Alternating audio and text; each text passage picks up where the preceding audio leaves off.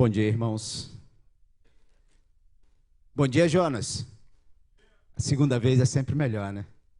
Graças a Deus. Nós estamos felizes porque Deus nos permitiu novamente estarmos aqui na manhã desse dia.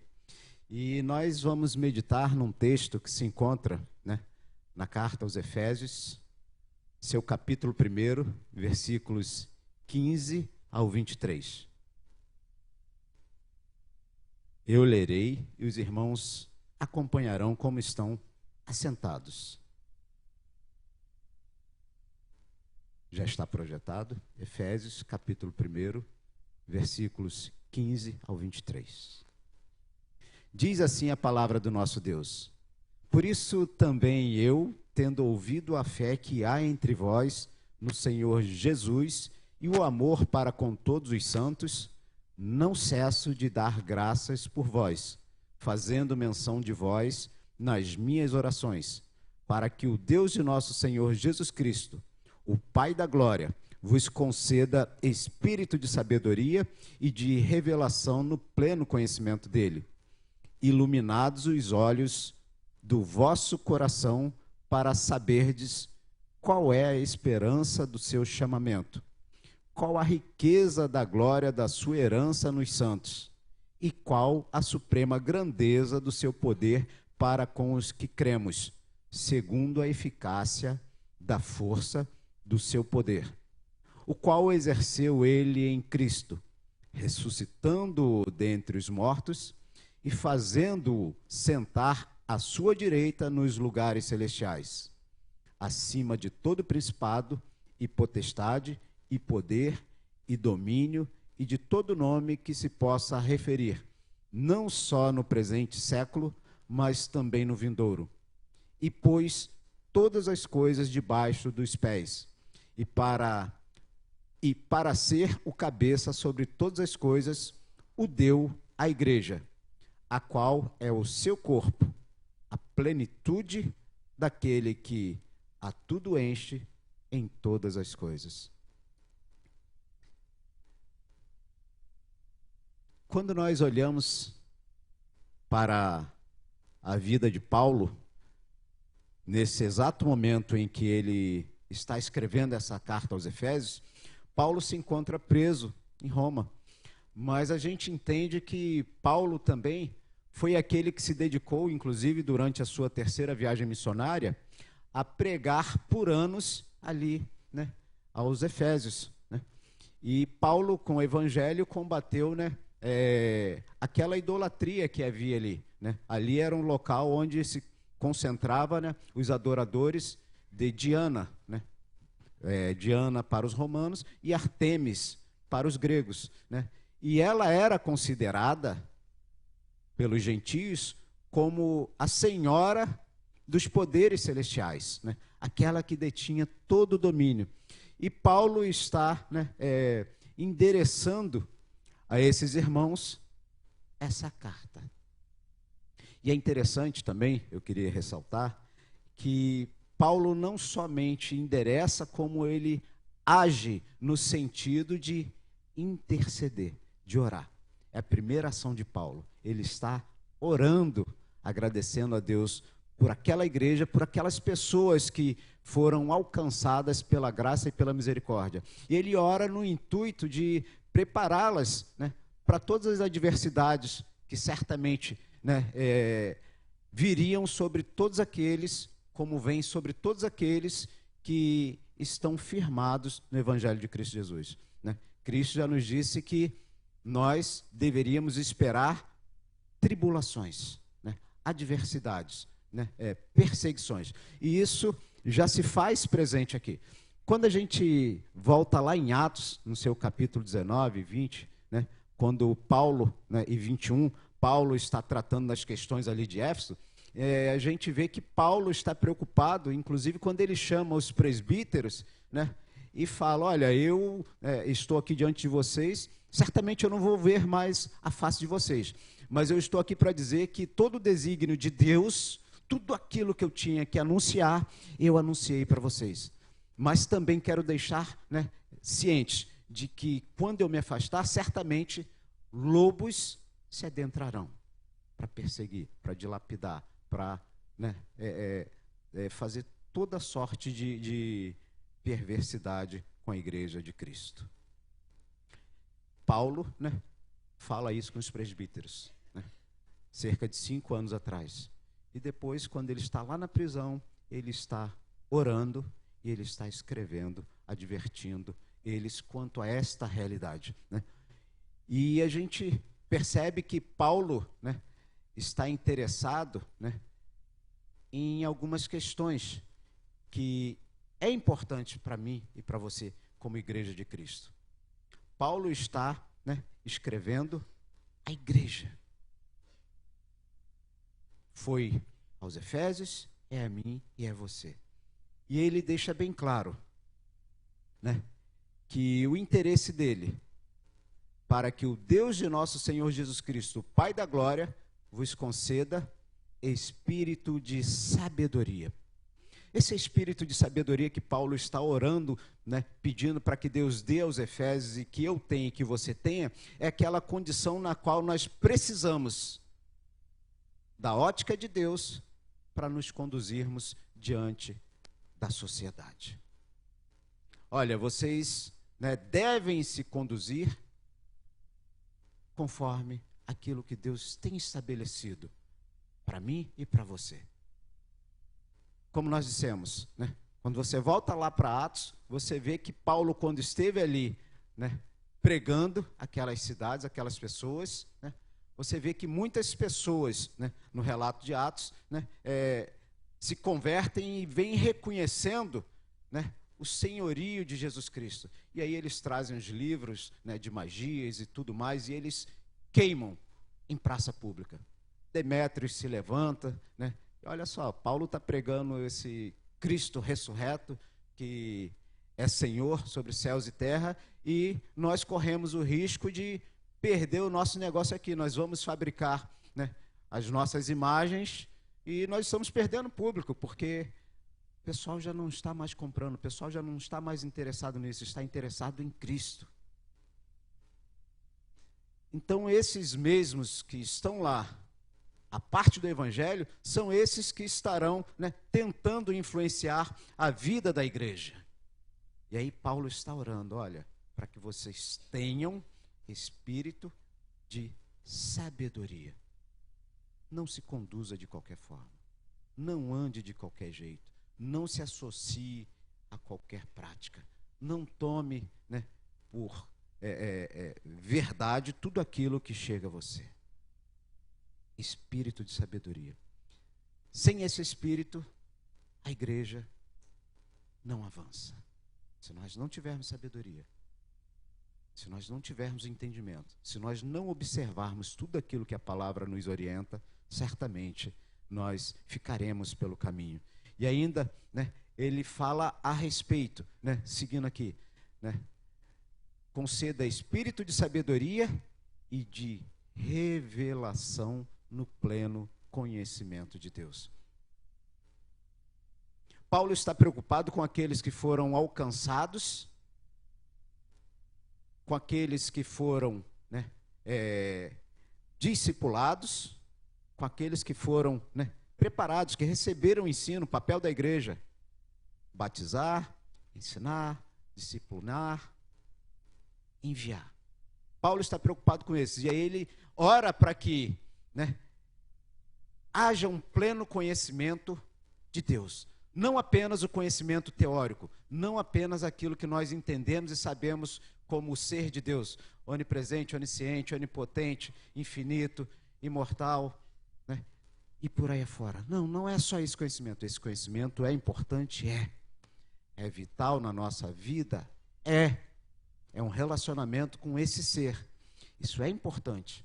A gente sentar, a gente estudar, a gente meditar nessas questões. Mas muito mais importante do que isso, o que Paulo está ressaltando neste momento, é relacionamento, é intimidade, é proximidade.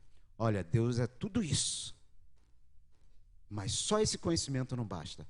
Você tem que se relacionar, você tem que buscar esse Deus, você tem que entender, experimentar o seu amor, a sua misericórdia, a sua bondade, a sua fidelidade. Não há vida cristã, não há uma igreja que avança se não tiver esta intimidade, este conhecimento prático do Deus que é tudo isso e que opera tudo isso na minha vida e na sua vida. Paulo está orando para que eles tenham essa condição. Quando nós olhamos para Jó, no seu capítulo 42, versículo 5, a gente entende o que Paulo está querendo dizer aqui. Jó era alguém reto, temente, que se desviava do mal e que nós conhecemos a história de Jó. Mas ele passa por tudo aquilo, ele chega lá no final e declara: antes eu te conhecia de te ouvir, de ouvir falar de ti. Todos já ouviram falar de Deus. Mas a pergunta é: todos já viram, já experimentaram, já se relacionaram com Deus? É isso que Jó estava falando. Antes eu te conhecia de ouvir falar, mas agora eu experimentei. Eu sei que realmente o Senhor está conduzindo a minha vida. Ele passou por tudo aquilo, perdeu família, bens, e Deus, ao final de todo o processo, saúde, e ao final de todo o processo, Deus lhe restituiu tudo e ainda determinou que ele fosse o intercessor daqueles que estavam ali o acusando. É isso. Essa é a forma de pleno conhecimento de Deus. Experimentar e anunciar. Falar. Ministrar aos corações. Paulo está preocupado com isso. E quando, essas duas coisas andam lado a lado, espírito de sabedoria e revelação de pleno conhecimento de Deus, ou dele, há aquilo que ele fala aqui no versículo 18: iluminados os olhos do vosso coração. Aí nós temos o entendimento do que realmente precisa ser feito, de como nos portar, de que fazer como igreja de Cristo.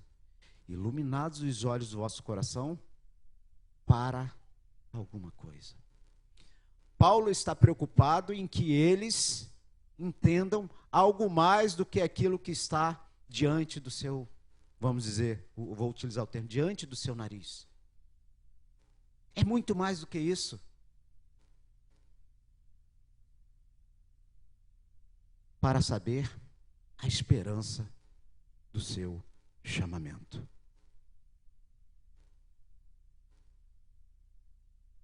Muitos ainda estão na igreja, ou pertencem a uma igreja, e não têm certeza, não têm conhecimento da esperança daquilo para o qual foram chamados. Olha, vocês foram chamados para alguma coisa muito importante. No capítulo anterior, aqui no primeiro capítulo ainda, nos versículos anteriores, Paulo está esclarecendo para eles que a Trindade está empenhada naquela que é a sua igreja, naquela que foi salva, lavada e remida pelo sangue do Cordeiro. Paulo menciona nos versículos anteriores que nós fomos chamados das trevas para a sua maravilhosa luz. Alguém tem alguma dúvida quanto a essa questão? Que antes nós andávamos dispersos, distantes, em trevas, e ele nos chamou da sua maravilhosa luz, pois ele nos escolheu antes da fundação do mundo, para sermos santos e irrepreensíveis. Fomos chamados para isso. Em amor, nos predestinou para sermos santos e irrepreensíveis. Em amor, nos predestinou para Ele, para adoção de filhos. Nós fomos chamados daquela condição para sermos filhos. e nos tornou em Cristo co-herdeiro. Essa é a ação do Pai que se deu na eternidade. Nos predestinou, nos chamou e nos adotou.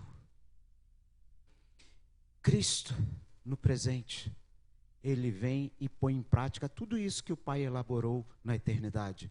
Ele se entrega na cruz do Calvário por mim e por você, voluntariamente. Ele executa a vontade do Pai, o que nos possibilitou, mediante o derramamento de seu sangue, a remissão dos nossos pecados. Essa é a esperança do seu chamamento. A remissão dos nossos pecados, do meu e do teu, inclui vida. Mortos não sentem, não agem, não respondem.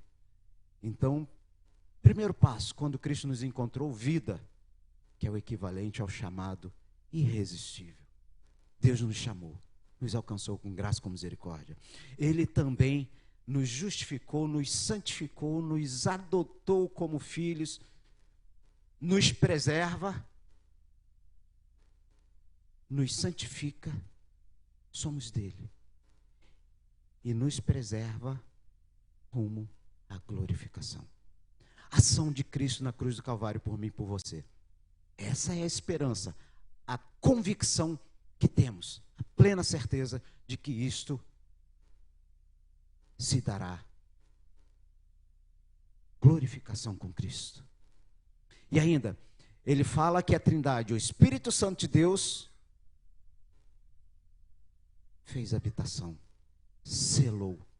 É o penhor daquilo que nos aguarda. A Trindade está empenhada. Paulo está dizendo, olha, a esperança do seu chamamento se baseia nisso, no que Deus projetou, no que Cristo cumpriu e no que o Espírito aplica a mim e a você. Nós caminhamos rumos à glória, certos, seguro de que isto se dará.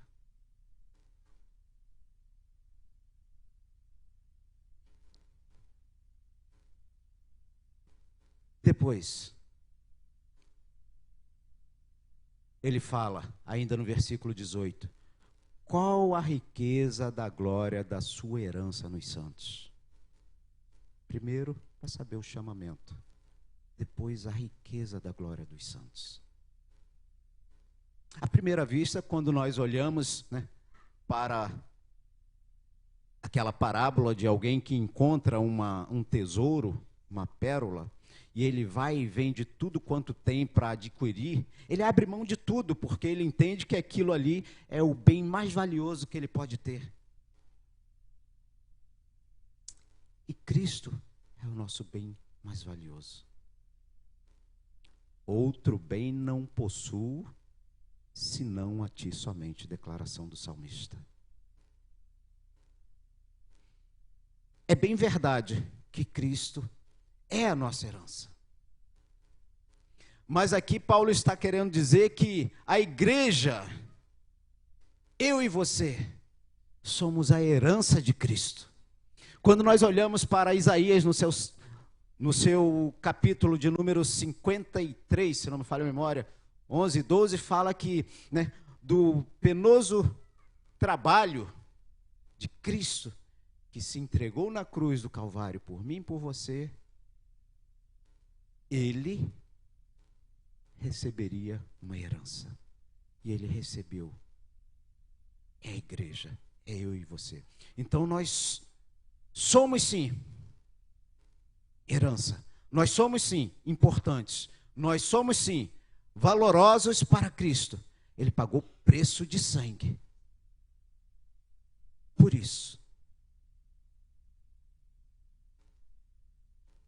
ele fala da riqueza da glória de Cristo.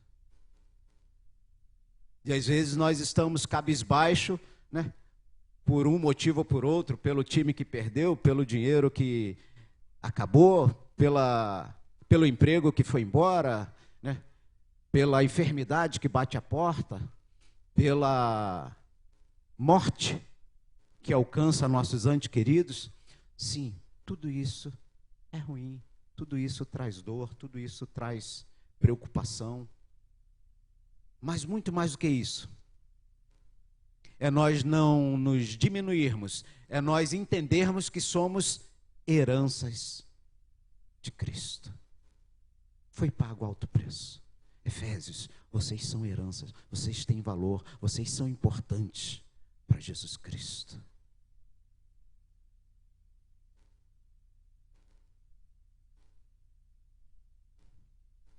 Cristo também é nossa herança, como nós dissemos, né? Salmo 16, 2.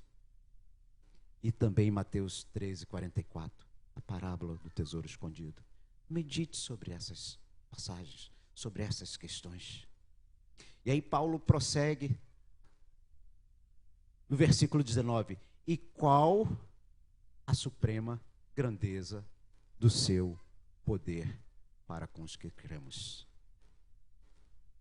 A meditação da manhã, nós utilizamos exatamente esse tema, esse texto, essa parte que fala da grandeza do poder de Deus para com o que cremos. E certamente os efésios talvez, né, estivessem esquecendo de qual é essa suprema grandeza do poder de Deus, empregado por eles, empregado a favor deles, empregado a favor de mim e de você. E aí, Paulo elenca pelo menos 5 aspectos aqui da grandeza, da suprema grandeza do poder de Deus.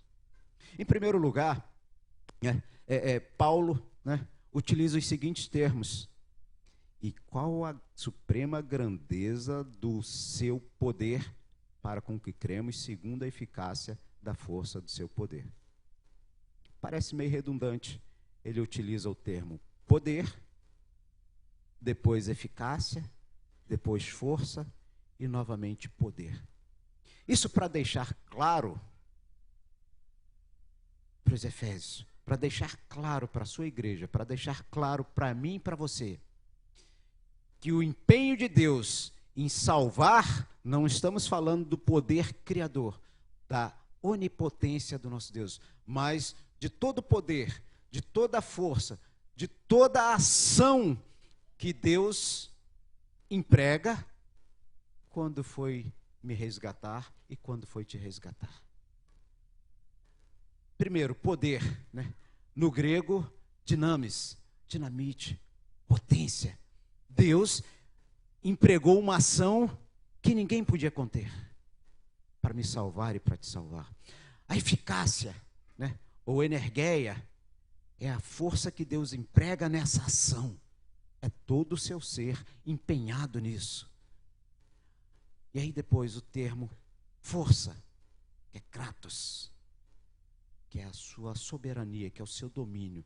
Ele emprega a sua força, ele age, e ele age de forma que ninguém possa resistir, que ninguém possa se opor, que ninguém possa lhe impedir de executar aquilo que ele faz em prol da sua igreja. É esse o poder que Deus está empregando. A capacidade de realizar algo que ninguém jamais poderá realizar. Que nem o homem mais rico do mundo, que nem o homem mais poderoso do mundo poderá realizar pela sua igreja. Salvar. É Deus empenhando todo esse poder para salvar essa igreja. Efésios, primeira igreja, Deus empregou, Deus se lançou dessa forma para te alcançar e para me alcançar.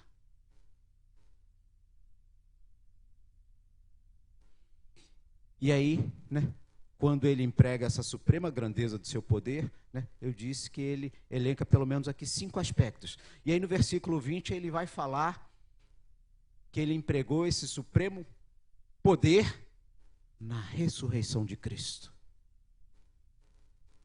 É esse o poder que está agindo sobre a igreja. Quando nós olhamos para as ressurreições do Antigo Testamento e do Novo Testamento, 2 no Antigo, né? Pelo menos daquele homem que foi jogado na cova do profeta Eliseu, e do filho da viúva, né? que morreu, e aí Eliseu também ressuscita. Olhamos para o Novo Testamento e encontramos, pelo menos mais 7, ressurreições. Lázaro, Dorcas, a filha de Jairo, e aí sucessivamente. Todas essas ressurreições foram executadas, mas todas essas personagens morreram. Mas quando ele fala da ressurreição de Cristo, Cristo é aquele que venceu a morte por mim e por você e que ressurgiu num corpo glorioso, incorruptível, que nos aguarda. Ele é incorruptível,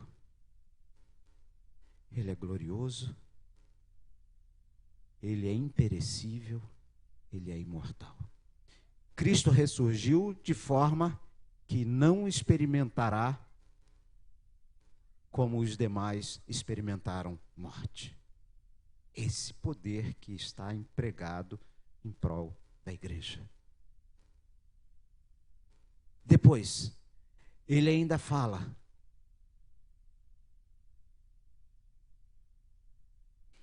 ainda no 20, o qual exerceu ele em Cristo, ressuscitando-o dentre os mortos e fazendo-o assentar à sua direita nos lugares celestiais. Deus, na sua fidelidade, cumpriu aquela promessa que havia feito a Davi, que dele descenderia alguém que reinaria para sempre. Cristo ressurgiu, ascendeu e está à direita de Deus. Esse é o poder que Deus está empregando.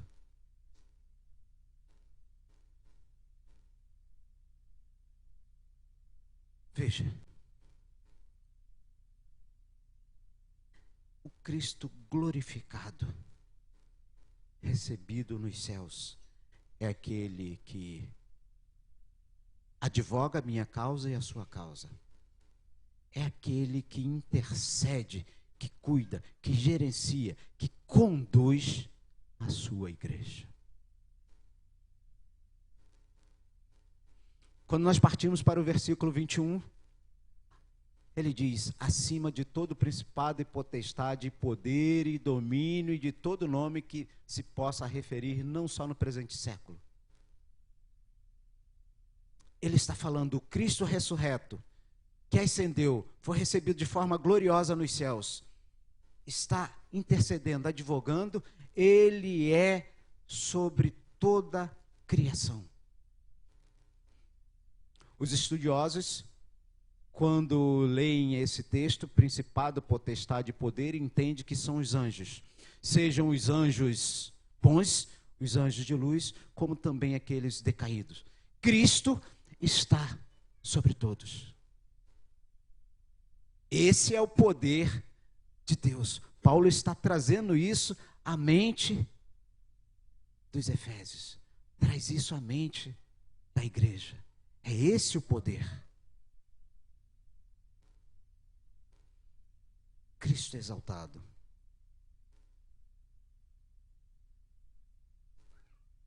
Por gentileza, ponha Efésios 2, 9 ao 11, por favor, Elaine. Esse é um texto que nós não podemos esquecer, que nós não podemos deixar de ter em mente. Filipenses 2, 9 ao 11.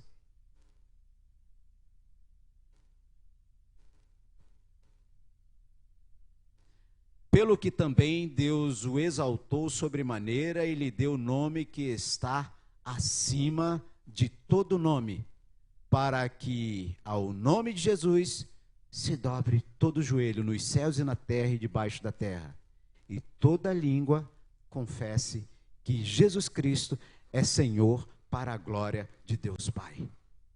É este Cristo exaltado, é este que é Senhor, que é Kyrios, que é o nome que está sobre todo nome, sobre nome de reis, de magistrados, de qualquer nome. É esse. Ainda, no versículo 22, o seu domínio, como nós falamos, é universal. Cristo reina. Ele ascendeu e reina eternamente. É esse o poder que está sendo empregado, que está à disposição da igreja. É esse o poder que salva o pecador. Domínio de Cristo é universal. A palavra de Deus diz até que ponha sob os seus pés todo o domínio. Quando nós olhamos para Mateus 28, 18, na comissão, ele diz que foi-lhe dada toda autoridade. Outra versão diz todo o poder, todo o domínio em Cristo.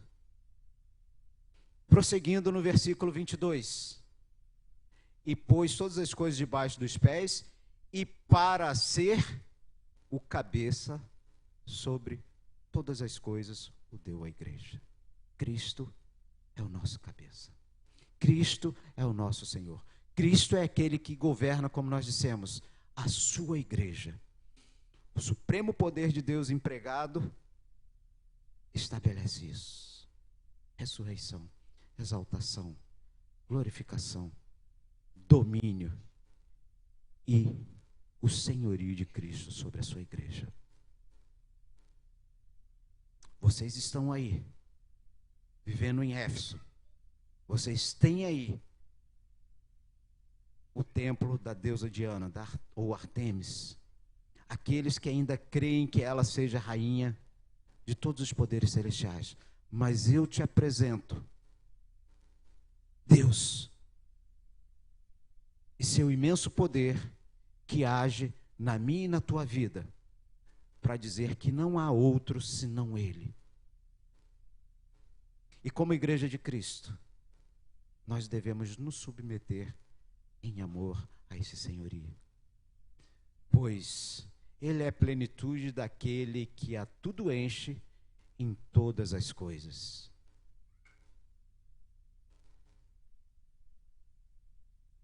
Nós somos a noiva, a menina dos olhos, né? O objeto de amor de Cristo na face da terra. Mas tudo isso, Ele também, né, deixa bem claro que nós somos tudo isso para testemunhar, para batizar, para ensinar, para disciplinar, para discipular, perdão, e para abraçar todos aqueles que adentram essas portas sedentos de Jesus Cristo. Quando nós falamos do supremo poder que Deus emprega por nós, pela sua igreja, que está à nossa disposição, é para lançarmos mão disso mediante a oração, a meditação na sua palavra, a obediência ao seu senhorio. Em meio às adversidades, esse poder está à disposição da igreja. Mesmo que nós, como diz, né, o profeta, né, a nossa justiça seja como trapos de imundícia. Mesmo que, como Paulo diz em Romanos 5, somos fracos, inimigos, pecadores, ímpios. Esse poder que nos alcançou muda essa realidade. Está à nossa disposição. Mesmo que alguém tente te diminuir, eu e você, nós somos heranças de Jesus Cristo, Senhor e Salvador. Aquele que reina, aquele que governa, aquele que tem o domínio, aquele que tem a força, aquele que tem o poder.